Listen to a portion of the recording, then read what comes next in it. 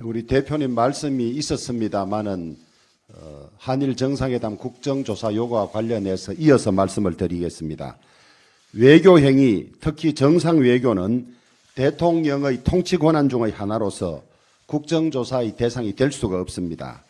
제13대 국회부터 지난 20대까지 총 26차례의 국정조사가 실시되었지만은 정상외교를 대상으로 했던 경우는 단 한 건도 없었습니다. 정상외교는 국가외교와 직결된 아주 민감한 사안으로서 국회의 정언감정법에 따르더라도 자료 제출이 불가능하며 조사를 한다고 한들 상대국에 대한 조사도 할 수가 없어서 중대한 외교적 결례를 저지르게 됩니다. 대한민국 제1야당이 더구나 집권까지 했던 야당이 이런 국정조사 요구서를 제출했다는 것 자체로 이미 국제사회에서 우리나라의 국격은 심각하게 손상당한 것이나 다름없습니다. 통상적인 정상 외교마저 국정조사 요구의 대상이 되는 나라로 낙인 찍힌다면 어느 나라가 우리나라와 정상 외교를 하려고 하겠습니까? 정작 국정조사가 필요한 사안은 따로 있습니다. 문재인 정부가 대북 원전 건설 문건을 전달했다는 의혹, 월성 원전 경제성이 조작된 경위 같은 것들입니다. 문재인 정권에서 우리 당이 21건의 국정조사 요구를 했지만은 민주당은 우리 당 국정조사 요구를 단 한 건도 받아들인 적이 없습니다.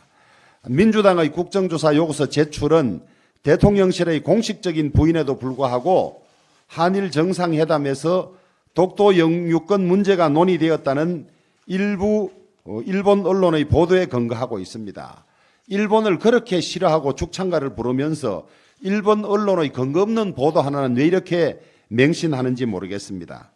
민주당이 한일 정상회담에 대한 국정조사를 끝내 우긴다면 문재인 정부가 했던 지금도 베일에 쌓여있는 김정은과의 남북 정상회담부터 국정조사를 해야 하지 않겠습니까?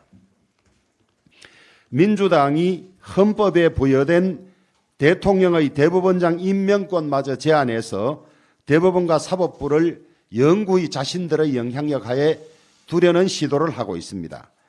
지난 27일 민주당 최기상 의원이 대법원장 후보 추천위 설치를 골자로 하는 법원조직법 개정안을 대표 발의했고 여기에 민주당 지도부를 포함해서 44명의 민주당 의원들이 동참을 했습니다. 이 개정안은 국회 동의를 통해서 대통령이 임명하는 대법원장을 11명으로 구성된 대법원장 추천위를 거쳐서 뽑도록 하고 추천위에서 법무부 장관은 제외하도록 이렇게 하고 있습니다. 이 법이 통과된다면 추천위원 11명 중에서 7명을 김명수 대법원장이 추천한 사람들로 구성되게 됩니다.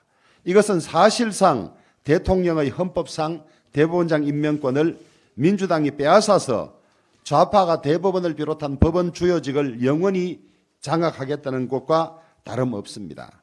하지만 이 법안은 위헌입니다. 헌법 104조는 대법원장은 국회의 동의를 얻어서 대통령이 임명한다고 되어 있고 여기에 어떤 제한도 부과되어 있지 않습니다. 헌법이 규정하는 대법원장 임명권을 부정하고 그 임명권을 추천위에 주자는 민주당은 걸핏하면 선출된 권력 운운하면서 법치주의를 파괴하더니 이제 국민의 주권을 위임받을 자격이 전혀 없는 추천위에 민주주의 핵심 기능을 부여하면서 사법 시스템을 깨려고 합니다.